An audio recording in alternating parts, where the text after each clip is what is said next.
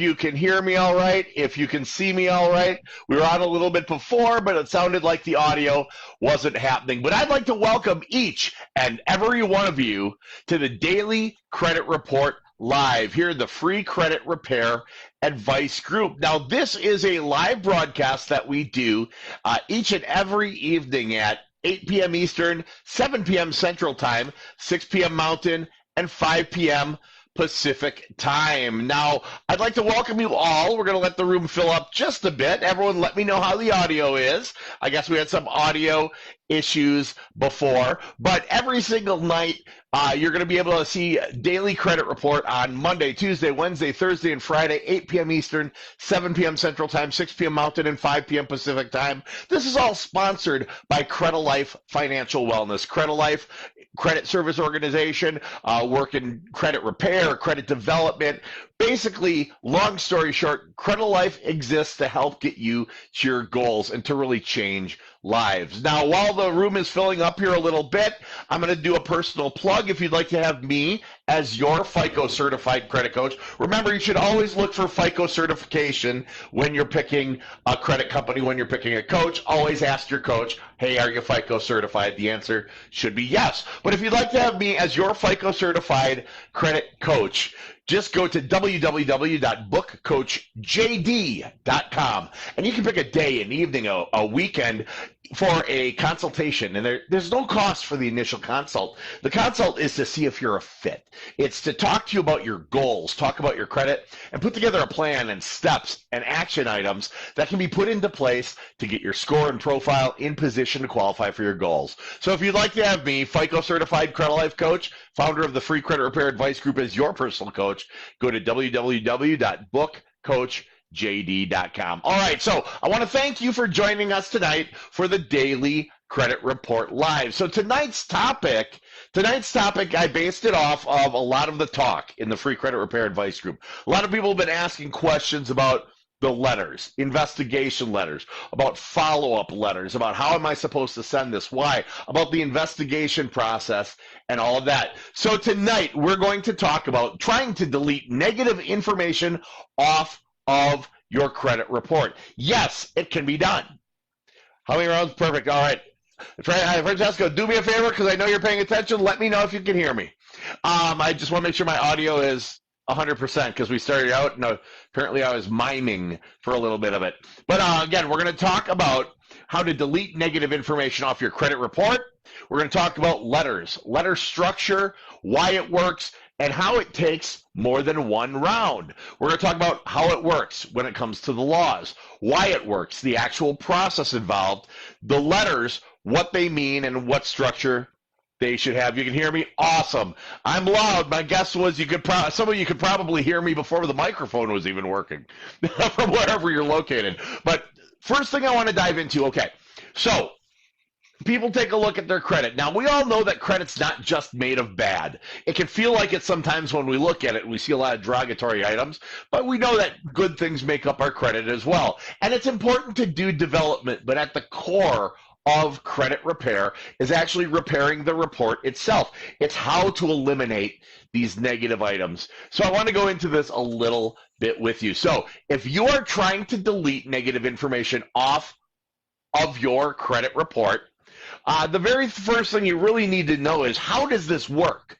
You know, can I just call them up and say, hey, would you please delete this? And they go, sure, we love you. You're awesome. You're a big fat bald guy in a blue shirt. We'll take all that off for you, right? No, that's not how it works. Okay. The reason credit repair and credit service organizations, and you guys doing the investigations and all of that, the reason it works to begin with is because there are some laws on the books, okay? Now, I'm going to back us up to the basics here, and this is a talk I haven't done for quite a while, so I would recommend you guys settle in. If you know anyone who could benefit from this one, this is probably going to be valuable for you. So, we've got 3 credit bureaus out there, okay? Equifax, Experian, and TransUnion. Now, these are companies, private companies. They are called bureaus, like the Federal Bureau of Investigations is called a bureau, but they're no more official than Nike, Reebok, and Converse. It's just literally Equifax, Experian, and TransUnion is 3 large companies. Now, these are for-profit companies. They are mercenaries. They are not missionaries. And one thing to remember when you're dealing with these is you are not the customer. You are the commodity. You are what they're buying and selling it. Well, not you physically. They're not going, hey, you want to buy a big fat bald guy in a blue shirt with glasses? And they go, yes, I'd love one of them. Please sell me Jeremy. That's not how that works, okay? But what they're doing is they're buying and they're selling data, information. So these three credit bureaus, Equifax, Experian, and TransUnion, they keep the info on me and you, LaDonna, I see you, all of you out there.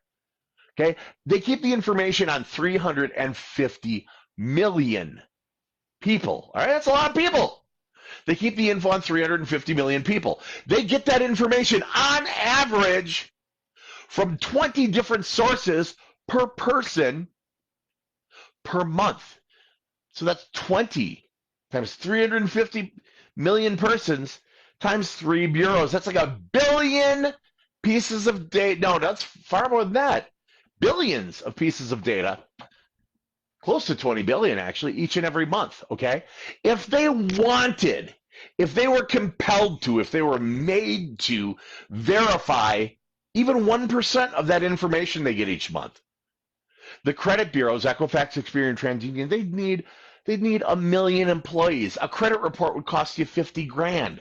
It's not reasonable. It's not feasible. It's not possible to verify all that data coming in, okay? It's not possible. But here's the deal. It has to operate that way because the banks need a way to determine if you are a good person to lend money to or not. They would need to be able to figure out how likely is it you'll default if we lend you $30,000 for a car. So these credit the credit reports, Equifax, Experian, and TransUnion, those bureaus, they're necessary. So the problem we run into is when LaDonna or Jess, when Michelle or Derek, Francesco, or even Jeremy, when we go out to apply for a car or apply for a credit card, where do they go to check us out? They go to the world's largest repository of unverified, unvalidated data, the credit bureaus. Remember, not a lick of it. Not one bit of that data is verified or validated. They simply publish whatever they're paid to publish. And that wouldn't be important if credit wasn't used for anything. But credit's used for everything these days. And it's not just getting that car. It's not just getting the credit card. It's not just getting a house. They're using it for background checks for jobs. They're using it for security clearance. They're using it to determine if you can get an apartment, right? Or all kinds of things. They even use it to help determine your insurance rates in some states. So where do they go to check you out? Where do they go to say, is LaDonna any good? Is Jess any good? Michelle any good? Is Derek any good? Francesco, are you any good? They go to the world's largest repository of unverified, unvalidated data to make major life decisions about you. And that isn't fair. It's not fair to be judged on unverified info. And we get that. But the problem is 350 million people times 3 different bureaus times 20 different sources per month per person. So there's a middle ground there. Now, Congress passed a law, okay? They passed a law called the FCRA, the Fair Credit Reporting Act. The FCRA, it allows us to do a bunch of stuff. It allows you as a consumer to do a bunch of stuff. But in an oversimplified way, the main thing it lets us do is it lets us go to Equifax, Experian, and TransUnion, those bureaus that are keeping all this unverified data, and say, hey guys, with all due respect, prove it. Prove it. Prove it's mine. Prove it's real. Prove it's true. Prove it, prove it, prove it, prove it, prove it, prove it, prove it. And if you cannot verify and validate and document that every single thing on the credit report is 100% accurate and factual and current and correct and verifiable today, not back when it was repeated, but today, okay? If they can't verify, validate, and document that it's all accurate, factual, current, correct, verifiable today, then by law, it's permanently deleted, gone. like it never happened from the credit profile. Now, it doesn't mean the debt's gone. If you owe someone $1, you still owe them $1. But what it means is their ability to report to the world's largest repository of unverified data, that goes away. And that's very, very powerful, okay? Because that could be what's holding you back from a good rate on the car, like Vanessa's talking about. That could be what's holding you back from getting a home. That could be what is stopping you from getting that job you want, okay? So that's the Fair Credit Reporting Act, the FCRA. And that law is what allows investigation to seek deletion of negative information on your credit report, okay? So essentially, if they can't prove it, they have to remove it. If they can't prove it, they have to remove it. So that's how it works. Now, why it works is really the process that's involved in it, okay? So you'll hear us in the free credit repair advice group, or those of you who've been wise enough to reach out and get yourself a FICO certified credit coach. Those of you who were smart enough to do that, not just hire any Joe Blow, but get someone who's FICO certified, you'll have heard that we want to do investigations. We want to do investigations. Maybe you heard about rounds, how many rounds it's going to take. You hear about the letters, how many letters. Here's the thing. The method of investigating with the bureaus, there is a right way to do it, and there's a few wrong ways to do it. The wrong way to do it is electronically. If you go on Credit Karma or MyFICO, or as I call it, MyFACO, because those aren't your real scores. They're not your lending scores. So you go on MyFICO, or you go on Experian app, or any of those other substandard credit monitoring sites. Or even if you go directly to TransUnion, Experian, and Equifax, if you do online disputes with them, online investigations, you actually give up a number of your consumer protections and a number of your consumer rights. One of the main ones basically boils down to this. You do it online. You do an online dispute, and they delete an item. You got it deleted. You think you're king cock of the walk because you got something deleted from your credit profile. Bad news for you. The very next time that creditor, same credit company, same collection company, same people, the very next time that creditor reports to the bureaus, that's going to show back up. Because you've done it electronically, you gave up your rights to have that sucker permanently gone. That's the primary reason, that and a few other consumer protections, they're the primary reason we tell you to do this in writing. You want to use old school, snail mail, paper letters to Equifax, Experian, and TransUnion. Think about this. You're trying to paper trail this, right? So if you're trying to paper trail something, it makes a lot of sense for you to use paper. It's that simple. We're trying to paper trail this. We're trying to get good documentation. Doing it in writing like that, you do not give up any of your consumer rights. So here's the process. The process is you go and you get a copy of your credit report from somewhere like smartcreditvip.com. smartcreditvip.com. You can get a smart credit monitoring. It's $22 a month from there. It's a very intensive 3-bureau report with all the details that you need to do effective ongoing rounds of investigation. Okay. So you've got your credit report and you're going to go through, and I'm old school. I love to print it and take a highlighter and highlight everything that's negative, everything derogatory, everything that's bad, all the things that are costing us points, right? So you're going to go through and you're going to identify all the things. All right. Those are the items, those negatives, those late payments, those charge-offs, those collections. Those are the items that are going to be subject to investigation. Those are what you're going to write about in your letters to Equifax, Experian, and TransUnion. Now you're going to go after all of the negative accounts all at the same time. There is no law stopping you. You've got a goal, and you're not going to get there if you drag your feet. And if you're anything like me, I'm not a terribly patient fella. I don't see why any of you should be, especially if you're not even a fella, right? So you make these letters. You type them up. You may have heard people say, oh, handwrite it. Do it in colors because they won't be able to scan. That's all B as in B, S as in S, okay? Type them up. You want it clear. You want it concise. You want it easy to read. You're going to mail these things off. Now, you notice I didn't say get them notarized. because that's nonsense and unnecessary. You're going to mail these letters off to Equifax, to Experian, and TransUnion.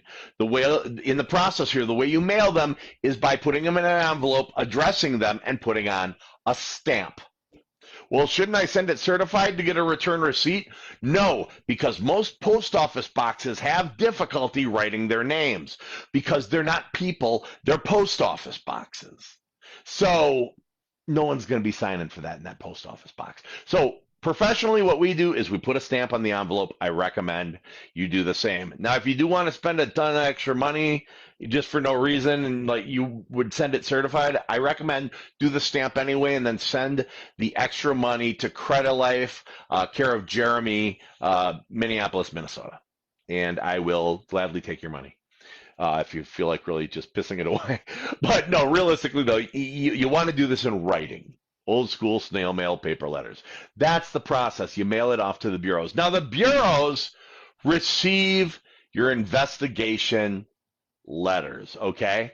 So when they get these, the credit bureaus, Equifax, Experian, and TransUnion, legally have 5 business days to notify all of the creditors in question that they must provide verification, validation, and documentation that everything that's on there is 100% accurate and factual, current and correct and verifiable today, not back when they reported it, but today. Now, the creditors themselves, it could be Capital One, it could be Midland Collection Company, it could be whomever. The creditors themselves receive these demands from the bureaus, and they legally have 30 calendar days to respond not to you, but to the bureaus, because it's the bureaus who asks them.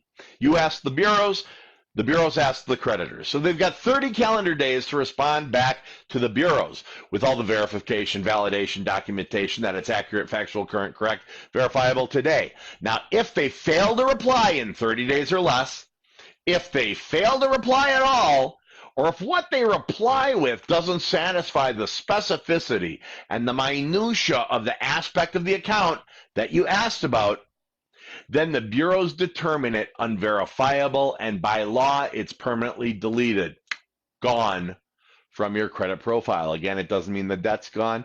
If you owe a guy $1, you still owe a guy $1, but their ability to report it to the world's largest repository of unverified, unvalidated data, the bureaus, that goes away, and that's super powerful. Now, the bureaus figure out either it's verified or it's not. They take about 7 to 10 business days to send you a result letter. Now, they consolidate all of what you asked about. Like TransUnion will consolidate. You could ask about 50 accounts. They'll consolidate it into one letter. And Experian, same thing. You can ask about 29 accounts. Consolidate one letter. And Equifax, same thing. So they're going to consolidate them. So it doesn't look like you just got a fan club and, mailman's wondering what you're up to or anything. But you're going to get 3 letters in the mail, and they look like junk mail. They are very plain window envelopes. They don't even say Experian, TransUnion, Equifax on them. They look like junk mail, but they're not junk mail. They're very important mail because they tell you what happened, and that can help direct you on what to do next. So when we talk about a round of investigation, every round takes about 45 days, give or take. Round 1 can be exciting, because if things are easy to get rid of, a lot of times they will go away because they were easy to get rid of. But I fully expect some of them may verify and validate and document, especially if they think they got skin in the game, if they think there's money to be made. So if that happens, what do? Well, you send another round. You send more letters. You ask about different aspects of the account. This is when you go back and you look at those result letters, because maybe what they responded with, maybe it raised a question, or maybe what they responded with, maybe it showed a weakness, or maybe what they responded with kind of said, hey, Jeremy, guess what? Good luck to you, but you're barking up the wrong tree and need to do something else. But every result is a good result. You either get what you're after, which is that deletion, or a little bit of a clue, a hint, on a roadmap on how to get what you're after. So every result's a good result. So that's why it works. That's what the process is. The letters, what they mean, what's done in these letters, you want to structure them in such a way where it's, to whom it may concern, or dear Equifax, or however you want to put. I am writing you because I've got some questions about some accounts on my credit report that you are currently reporting. And if you look, by the way, if you go to the Files tab, Or if you go to the units tab of the free credit repair advice group, you'll find some sample letter templates there. If you buy the Credit Flood, you go to www.creditflood.com. You get basically like the free templates, but on steroids. You get some really good versions of them there. Or if you've hired Credit Life, we do them professionally, and that's going to be custom tailored. And that's going to be, it's like a good, better, best. That'd be the best. But these things are going to say, dear so-and-so, I got some questions. That's going to list out the accounts that you've got questions on. And then you're going to pick an aspect like, verify to me that this was indeed 30 days late, or I demand that you remove the late mark from my credit. Validate to me that this really was the date of last payment, or I demand that you delete this collection from my credit. And then literally of so-and-so, we always like to put little legalese on there. You'll see it in templates. And then sincerely, your name. And when you send this thing, you're going to include 3 forms of ID. You're going to include driver's license or state ID. You're going to do a copy of your social security card. Unless you don't have it, then you're going to use the front page of last year's taxes. And then you're going to send a utility bill or a cell phone bill or a voided check or a bank statement to demonstrate your address, and you mail them off to the bureaus. It's a 45-day cycle. This is how it's done. This is how to delete negative information off your credit report.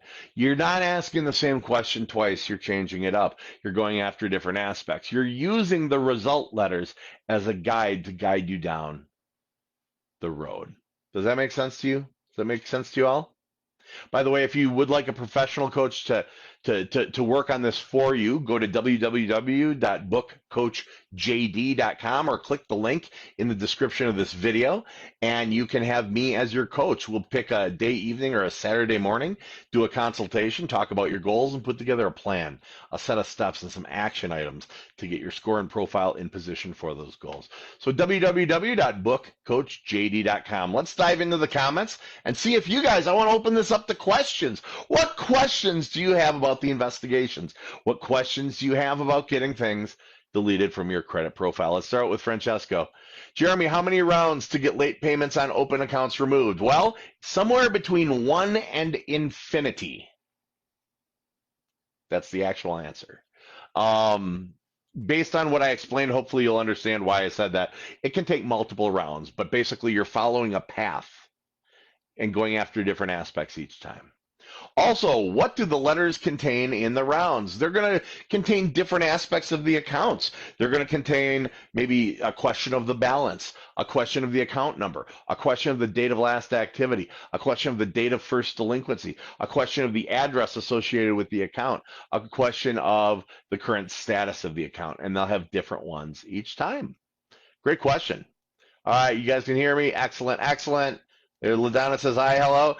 Vanessa says, I overpaid my car payment for a long time. We didn't pay the last few months because we were over on the payments. Is my credit going to be affected? Oh, that's a great question. I have no idea. You're going to want to give your car company a call because they may have taken those overpayments and applied them to the balance, bringing the balance down. Or they may have called those advance payments and applied them to further payments down the road. You have got to call your automotive financer. You have got to call them and say, hey, looks like we overpaid for the longest time. Now I haven't paid. Can we get that, make sure we're kind of get that squared away? And honestly, with COVID and things right now, they've been automotive companies, credit card companies, they've been working with people. Communication's key. Reach out. But your credit may not be affected by that. Hey, Carmen says, hold on, I should be sponsored. Monster should be like, I should be like, this delicious monster. Yeah, and then they should give me, I don't know, more monster or something. So hang on a sec. Yeah, it matches my shirt. Look at that, guys. I'm coordinating today. All right, anyway, Carmen says, so I send out validate letters to collection agency first, then investigation letters to the credit bureaus. No, Carmen, you send them all simultaneously. So we talked about investigation letters to the bureaus. There are also validation letters, otherwise known as 609 letters. There's a copy of that in the file section, the unit section. There's a template. There's a heavier template in Credit Flood at creditflood.com. And we use some badass stuff back at Credit Life because, Because we're credit life, we're because we're awesome is why.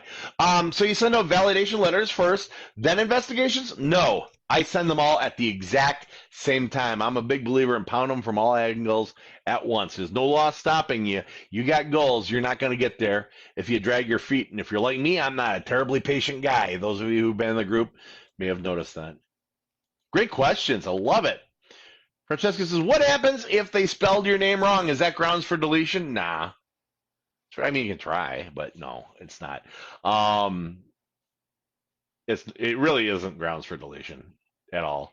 Like if now Francesco, you like let's say you send it off and you go, "Hey, my name's Francesco," and you have it under the name Bill Johnson. That's a reason to get it deleted because that's like not even you. But if they just biffed your name, you can try. Definitely not the first thing I'd go for. All right. Cartwright says, "Hey, Jeremy, I have accounts outside of 2 years. Does it make sense that you always? Always. There's this 2 year thing. People get real excited about 2 years. Yeah, no, 2 years is challenge them. Absolutely challenge them. See if you can get them deleted." Zambia says, "Hi, Jeremy. Hey, how you doing? I sent my letters to the bureaus on May 6th. And received an email, that's half your problem right there, on May 25th informing me my disputes were now open. Today I received a disputes letter from Experian. The letter listed several of the accounts were still pending with a completed projection date of June 12th and 18th. Is that acceptable?" Yeah, that'd be like that 45-day thing.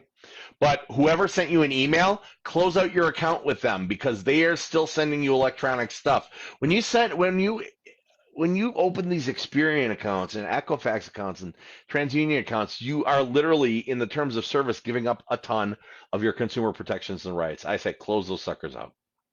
Emmanuel says, "Hello, is removing repos from credit possible? Not only is it possible, we do it all the time. And there is a specific repo letter in the credit flood at www.creditflood.com. There's a specific repo template to send there, and then obviously you do the investigation letters to the bureaus. Yes, it is definitely possible. Is it Sierra or? Yeah, it's probably Sierra. I'm going to go with Sierra. And Sierra, if I said your name wrong, well, now your name's Sierra. I don't know. Do the investigation letters work for bankruptcies also? Yes, they do. Here's the deal about bankruptcy. Here's what's cool about it. The public record, the bankruptcy public record, everyone's like, "Oh my God, it says bankruptcy. I need that deleted. How much will my score go up?" Bad news. Public records don't impact your score in the FICO algorithm. It's the stuff that went into it that impacts your score. Also, if you get it deleted from your credit profile, they will still be able to find it if they do like a name search for you, a public record search for you, for like a mortgage or title work, or for like a background check. Why? Because it's a public record. Well, what if I suppress it in Lexis? It's a public record. By its name, they'll always be able to find it. But now here's the flip side. You might not want it on there. You might not want it on the credit report because people who aren't going to dive that deep will see it and go, "Yikes."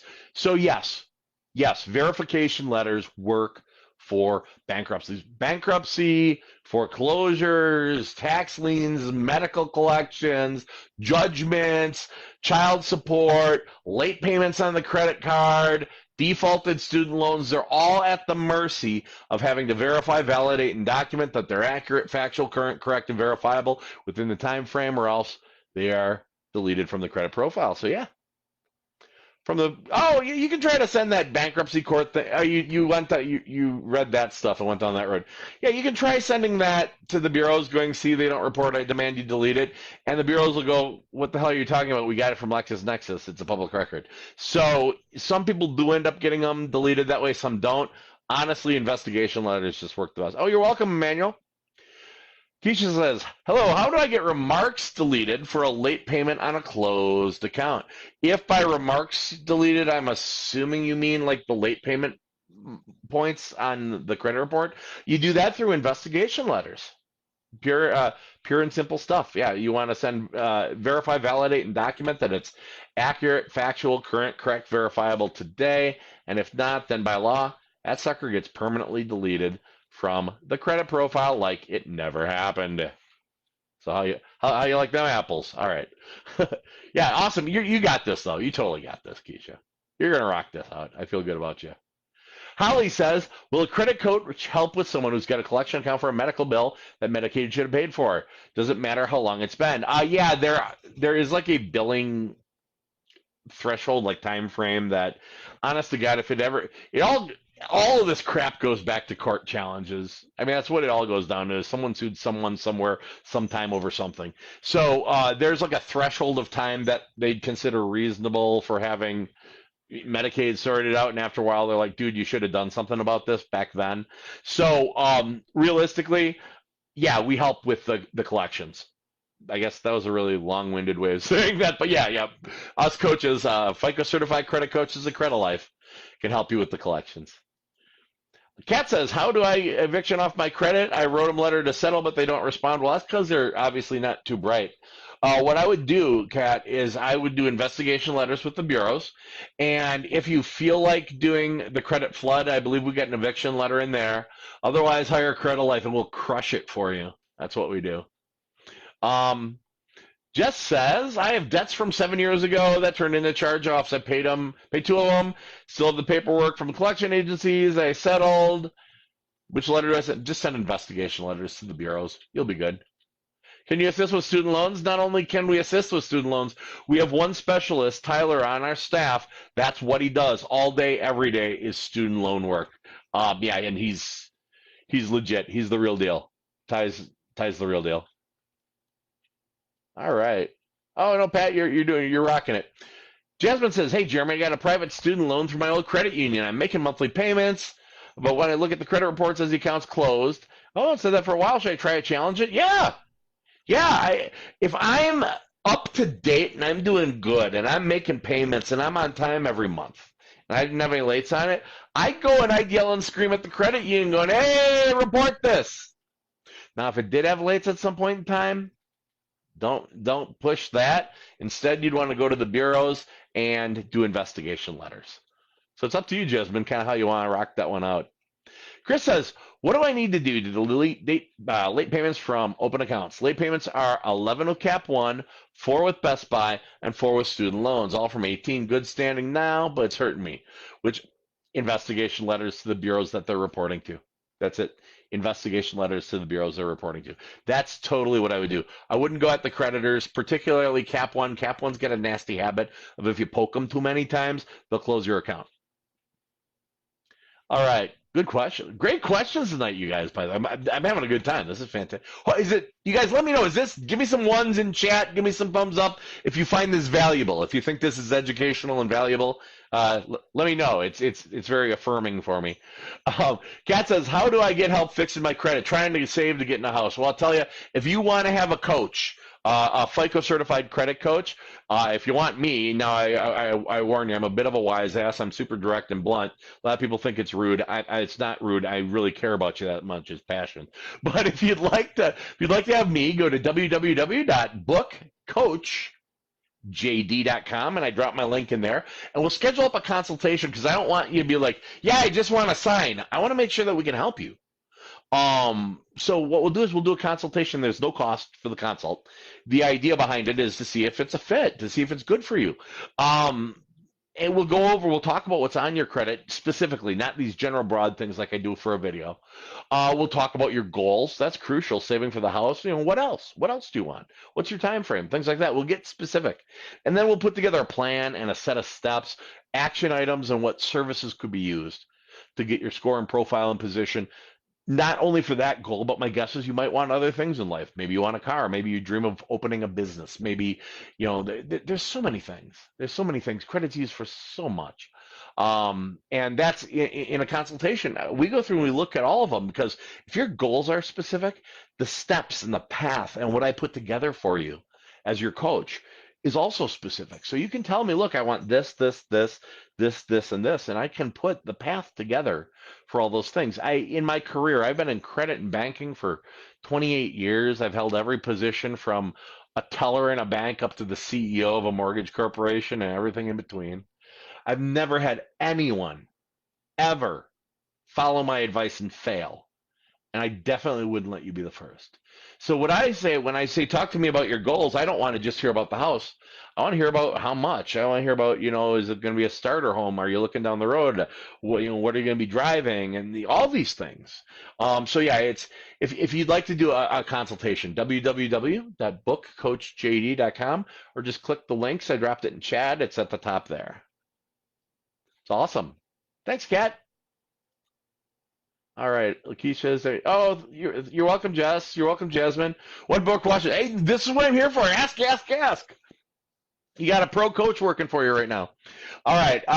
One more question. Do I need to dispute the items included in my bankruptcy or just dispute bankruptcy? Beautiful question. Yeah, they're going to be, think of it like they're being reported or held by different places. Like the bankruptcy itself, it's the courts who are saying, yeah, that happened. And over here, TransUnion's being told by Capital One, yeah, that happened. And so you'll want to go to all the different places. You want to dispute all the things. And if it ends up that you got 30 on your letter, well, you got 30 on your letter. Okay, life happens. We're good. It's nice as the rounds go. Ideally, those letters are getting shorter and shorter because you're getting things deleted. So yeah, dispute the bankruptcy. Not necessarily dispute, investigate. I even though they're sometimes used really interchangeably, I use the term investigate because if I'm disputing, I'm only going to dispute when it isn't yours. If it was fraud or something like that. Otherwise, we're never, Credit Life's never going to send a letter going, this isn't mine because, hey, congratulations, it's yours. But what we're doing is we're exercising your rights under the FCRA, under the Fair Credit Reporting Act. And we're saying, hey, whether it's hers or not, you have a legal obligation upon demand to prove it. And guess what? We're demanding it. Prove it or remove it. All right. Awesome question. All right. Thumbs up. Things are good. Very informative. Wonderful. Is there a certain, Nikisha says, is there a certain amount of time I should wait to ask companies to remove accurate late payments? Well, companies don't typically remove accurate late payments. Goodwill letters are actually super uncommon to be successful. You can try. I mean, like, let's say you had one late on your Discover card that you've had for 11 years, and 2 years ago you had one late because you were going through a tough time, and you've paid on time since then, and you contact them. Yeah, they're likely to give you a one-time courtesy and delete it. But if you've had 9 student loan lates on your thing, no, they're not going to do squat for you. So it kind of depends what you've got. It's not the first, literally, that's a Hail Mary pass. Going for a goodwill adjustment or whatever, that's a Hail Mary pass. That means literally you've tried all the other ways that are actually the real ways to fix your credit, and they didn't work, and you're going, might as well try this. So hope that helps. Chris says, is it the same letter for closed accounts and collection accounts that have been fully paid off? Yep. You just want to ask about different stuff. But yeah. Stephanie, I'm discouraged about an account that was deleted and settled. It then reappeared to a bureau where it never reported. Since it's so recent, won't the discrepancy be minimal info they report? No, discrepancies, no. No, it's going to cause a massive impact, actually, because it just got reported. It's a new negative. These bureaus have no responsibility to follow suit with each other. They've got no responsibility to report the same things. They're 3 separate companies. That's like saying, well, American Airlines should really have to honor Northwest Airlines or Delta Airlines' prices. No, that's not how it works. And that's not how that works. So yeah, it's not going to be minimal. It's going to hurt on the bureau that it hits. Oh, I did say it. Awesome. Captain, thank you. I'm saying on your site to make a point. Awesome, wonderful. I look forward to talking to you. Julie says, how long does a late payment affect your credit? I've got one from 2019. Well, technically 7 years and 180 days. That's how long it affects you. 7 years, 180 days. The positive thing is every month that it gets older, it affects you less and less. But here's the deal. Late payments, paying on time or paying late, accounts for 35% of your entire FICO score. 30% is balance to limit ratios on revolving accounts. Those are credit cards. 15%, well, that's history. That's time, how long you've had credit. 10% is blend of accounts. One kind is good, 2 kinds is better. Car loan, student loan, credit card, retail card, mortgage. One kind is good. One kind is good. It's been a long day. One kind is good. A few kinds are better. More kinds are even better than that. The final 10% of your FICO score is made up by recent inquiries over the last 12 months and extra weight given to recent activities over the last 12. So while an older 2019 late payment doesn't affect you as badly as if it had been in April of 2020, for example, it still affects you. And will it affect you in 2 years? Yep. 3 years? Yep. 4 years? Yep. 5 years? Yep. 6 years and 6 months from now? No, because it's a year old. That's about what I got on that one. Wonderful. Well, y'all, what I want to do is I want to wrap up, but I want to remind you, remember, the best way to investigate, the best way to dispute is always 100% of the time going to be in writing. You don't do this electronically. If you do it electronically, you give up a number of your rights. Remember, the laws that are on the books right now are there for a good reason. None of the info on your credit report's ever been verified or validated, not a lick of it. And due to the Fair Credit Reporting Act, the FCRA, you've got some consumer rights that allow you to go to the bureaus and go, okay, guys, prove it or remove it. It's like Johnny Cochran. If the glove does not fit, you must acquit and prove it or remove it. Chris says if all my late payments were actually late, there's no way to get them off or just dispute. Start with disputing. Start with disputing. Start with disputing. Perfect. All right, y'all, I'm going to wrap up a little bit. One last thing. Remember, join us every single night here in the free Credit Repair Advice Group at 8 p.m. Eastern, 7 p.m. Central, 6 p.m. Mountain Time, and 5 p.m. Pacific Time for the daily credit report.